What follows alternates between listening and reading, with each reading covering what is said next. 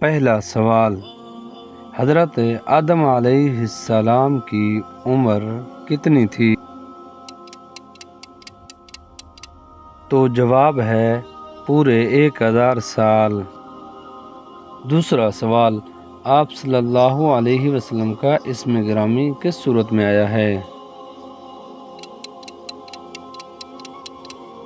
جواب ہے سورۃ الصف۔ آپ صلی اللہ علیہ وآلہ وسلم پر کیے جادو کے خاتمے کے لیے کون سی سورت نازل ہوئی؟ جواب ہے سورۃ العلق اور سورۃ الناس۔ چوتھا سوال، کس کے پیچھے ہنسنے سے انسان گنہگار ہوتا ہے؟